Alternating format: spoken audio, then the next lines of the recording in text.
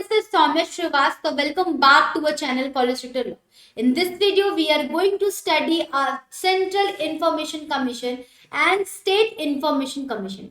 लेकिन इस वीडियो में सिर्फ सेंट्रल इंफॉर्मेशन कमीशन की बात करेंगे क्योंकि ये अपने आप में बहुत ही वास्ट टॉपिक है सेंट्रल इंफॉर्मेशन कमीशन।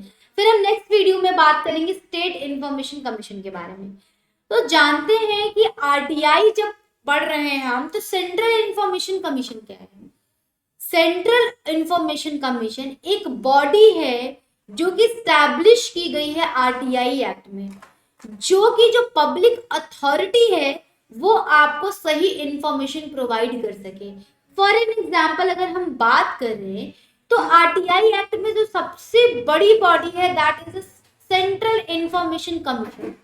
अगर आप पब्लिक अथॉरिटी से कोई क्वेश्चन करते हो, कोई जवाब मांगते हो, कोई इंफॉर्मेशन मांगते हो, कोई रिकॉर्ड्स मांगते हो, कोई सर्कुलर मांगते हो, वो आपको टाइमली दे रहा है कि नहीं दे रहा है, फॉल्स डॉक्यूमेंट तो नहीं दे रहा है, वो आपकी चीजों को सुन नहीं रहा है, तो all are responsibility generate by the central information commission and they held to be just now the central information commission held liable to the public authority. They are responsible. समझिए इस चीज को कि अगर एक्ट आया, बिना बॉडी के, बिना कमीशंस के, बिना कमिटीज के कोई एक्ट नहीं काम करती है। जैसे कि कोई भी पॉलिसी हमारी कंट्री में आती है, कोई भी लॉ आती है कंट्री में, तो उसके पीछे सेवरल लोग होते हैं जिसको एक एग्जीक्यूशन देते हैं। फॉर एग्जाम्पल अगर हम बात करें, एजुकेशन पॉलिसी आई थी 2020 में, that never comes into the effect. तो क्यों आई थी? इसके पीछे बहुत सारे लोग थे जो पॉलिसीज को वो कर रहे थे, रिव्यू कर रहे थे, रिसर्च कर रहे थे। तो वैसे ही ठीक कोई एक्ट जब आता है तो बहुत सारी बॉडी इंस्टीट्यूट होती है ताकि जो एक एक जो टास्क है वो इजीली स्मूथली वर्क हो सके। तो एक एक्ट आना एक बहुत छोटी चीज है, लेकिन उसके अंदर जो कमिटीज बैठी हुई है, कमीशन बैठी हुई, वो वर्क करती हैं। एक हमने एक स्ट्रक्चर दे दिया कि that is a crux of the whatever, that is the crux of the law, that is the crux of the act. But whatever the outcomes are there, whatever the responsibilities are there, they are further executed by the only in commission and committee, the major point of the any act. तो वैसे जब RTI act 2005 आया तो उसमें बहुत सारे commission थे, body से थे, state information commission, central information commission. आपके एक्ट में तो लिखा है कि public authority are liable for the any act and they generate transparency and accountability to the citizen. But how they perform, उनको जब तक कोई बोलेगा नहीं, अगर मान लीजिए कोई अथॉरिटी पीछे से नहीं है इनको डराने वाला, धमकाने वाला कि अगर तुमने ये काम नहीं किया तो यू आर रिस्पॉन्सिबल, तो वो है आपके स्टेट इंफॉर्मेशन कमीशन और सेंट्रल इंफॉर्मेशन कमीशन। अगर कोई आम जनता कोई गलती करती है तो they are liable to the certain authorities, police उनको डिटेन करती है, पुलिस से वो डिटेन। वैसी जो पब्लिक अथॉरिटी है, यूपीएससी कमीशन है, यूपीएससी हुई, एनएचआरसी हुई, बॉडी है, ये सब कमीशन है, they are also held to a liable for the public authorities. आपको मैंने बताया था कि पब्लिक अथॉरिटीज के परव्यू में आएंगे क्योंकि ये पार्लियामेंट से पास हुए हैं, स्टेट लेजिस्लेचर से पास हुए, चाहे किसी चीज से, तो ये एक क्या है, पब्लिक अथॉरिटीज है। अगर इनके पीछे कोई नहीं है इनको डराने धमकाने वाला, तो ये क्यों अपना काम करेंगे? काम ही नहीं करेंगे।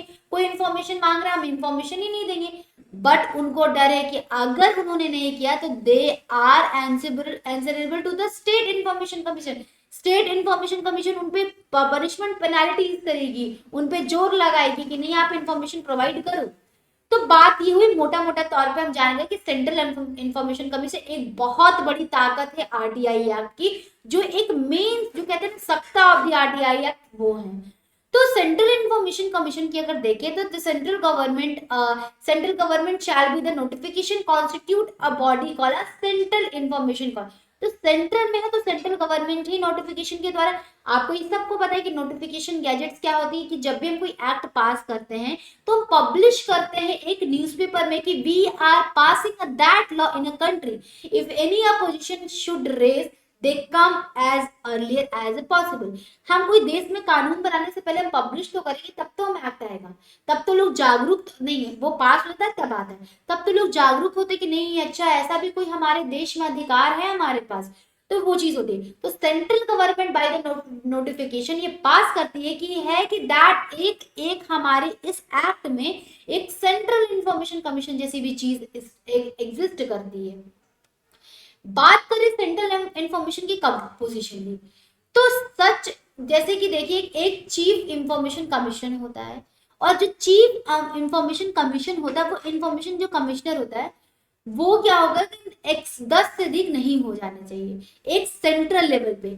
मतलब कि अगर कंपोजिशन देखे तो कंपोजिशन देखे सेंट्रल इंफॉर्मेशन के कैसे बनते हैं, वो एक चीफ इंफॉर्मेशन कमीशन होता है और एक होता है number of information, such number of information are I information commission. एक होते देखिए एक सीआईसी हो गया और एक आईसी हो गया, इंफॉर्मेशन कमीशन को मिलके क्या बनता है सेंट्रल इंफॉर्मेशन कमीशन बनता है। और जो आईसी होनी चाहिए वो 10 से अधिक नहीं होना चाहिए।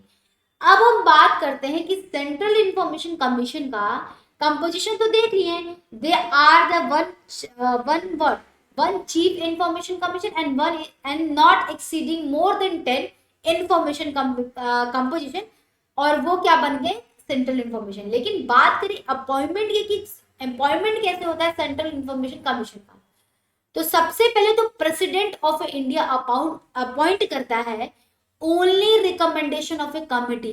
आपको ये पता है कि जब भी कोई होता है जैसे कि आप कॉन्स्टिट्यूशन में जो भी एक्ट पास होता है जो भी डिसीजन, तो जैसे president by the recommendation of the aid and advice of the council of member, तो वैसे इस एक्ट में जो भी कमिटीज है कमिटीज के सलाह लेके प्रेसिडेंट अपॉइंट करेगा। कंप्राइजिंग क्या कौन कौन होगा उसमें अपॉइंटमेंट में जो करेगा, एक प्राइम मिनिस्टर होंगे that is a chairperson and, और क्या होगा leader of opposition in Lok Sabha. आप हमें बताओ leader of opposition in Lok Sabha कौन है, राहुल गांधी। आपको पता है बीजेपी की सरकार है तो कौन होगा, Rahul Gandhi is opposition leader. तो ये लोग क्यों अपोजिशन का प्रस्ताव है, क्योंकि कोई भी अगर मेजॉरिटी ऐसा कोई हम डिसीजन ले जिसमें कोई भी ऐसा चीज ना हो जिसके वजह से एक तरह का बायसनेस हो जाए, तो हम एक अपोजिशन बुला के रखते कि उसकी भी ओपिनियन देखिए कि उसका भी, वैसे ये भी ये चीज है। अपॉइंटमेंट क्या होगा, प्रेसिडेंट करेंगे bye the recommendation of A committee, और एक कंप्राइज करेंगे चेयरपर्सन प्राइम मिनिस्टर हो गए आपके, और एक हो गए leader of opposition of a Lok Sabha. ठीक है, अब हम देखते हैं CIC is a general superintendent direction and management of affairs commission aided by the IC. एक जनरल सुपरिटेंडेंट की तरह वर्क करता है सीआईसी, और direction of management of the affairs कौन, जो एड एडवाइस करता है सीआईसी। एक उसके पीछे जो 10 आपके हैं, जो 10 या 10 से कम है, एक इंफॉर्मेशन कमीशन है जो एक सीआईसी को एक बताते हैं मैनेज करने का, बताते हैं ज्यादा जितनी भी चीजें रिव्यू करते हैं और वो बताते हैं कि ऐसा होना चाहिए।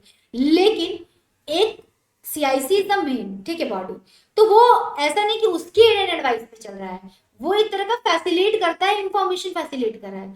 The commission is autonomous under the act. ठीक है, एलिजिबिलिटी देखिए, अगर किसी को बनना है इंफॉर्मेशन कमीशन बनना है central, the person is eminence in a public life with wide knowledge of experience of law होना चाहिए, लॉ एंड साइंस होना चाहिए, टेक्नोलॉजी होना चाहिए, सोशल सर्विस होना चाहिए, गवर्नमेंट जर्नलिस्ट, मास मीडिया, ये सब चीजें क्राइटेरिया आप देख सकते हो। ठीक है, हेडक्वार्टर कहाँ है सेंट्रल इंफॉर्मेशन कमीशन का, ये आपको है न्यू दिल्ली में है। ठीक है, अब हम आते हैं टर्म्स एंड कंडीशन पे। सीआईसी और आईसी जो होल्ड ऑफिस कर सकता है 5 इयर्स के लिए कर सकता है। ठीक है, 5 इयर्स के लिए करता है from the date of entering office और until whichever is the more, या तो वो 65 इयर्स का हो जाए या तो उसका 5 इयर्स कंप्लीट हो जाए, दोनों में से देखा जाता है। लेकिन डिपेंड करता है जब आप 5 इयर्स कह रहे हो कहां से, जब से वो एंट्री की है office, which ever is earlier, not eligible for the reappointment. Minded reappointment का कोई भी प्रोविजन नहीं है। The salary and allowance of the CIC chief election commission जो है डिपेंड करेगा। ठीक, अब बात करते हैं सेक्शन 14। सेक्शन 14 जो बात करता है सीआईसी और आईसी जो है can only removed by the president on the ground of a proved misbehaviour. on the incapacity after the inquiry that the Supreme Court, ठीक है, President may suspend during the inquiry, also they can remove for the insolvency. Insolvency क्या होता है? Insolvent हो गया इंसान, unable to pay a debt, that is called insolvent. Convicted of offense, तो देखिए रिमूवल की बात करें CIC और IC की, they can be removed by the president on the what? President on the ground of a misbehaved किया उन्होंने, ठीक है, misbehavior और incapacity after the inquiry by the Supreme Court, that is a main, क्योंकि central level की बात है, आप एक CIC को हटा रहे हो तो अप्रूवल होना चाहिए सुप्रीम कोर्ट का. द प्रेसिडेंट क्या करेगा? सस्पेंड कर सकता है. They have only a power of the suspend. Inquiry के टाइम सस्पेंड कर सकता है, लेकिन आप रिमूव करोगे जब करोगे तो on the basis on the approval of the supreme court. ठीक है, अब ये आपका खत्म हुआ. अपॉइंटमेंट हमने बता दिया, एक स्ट्रक्चर बता दिया कि सीआईसी क्या है. अब हम नेक्स्ट वीडियो में पढ़ेंगे एसआईसी, स्टेट इंफॉर्मेशन कमीशन पे. तो thank you for watching my video. Do like, share and subscribe my video. It's my humble request. अब हम मिलते हैं नेक्स्ट वीडियो में. Thank you so much.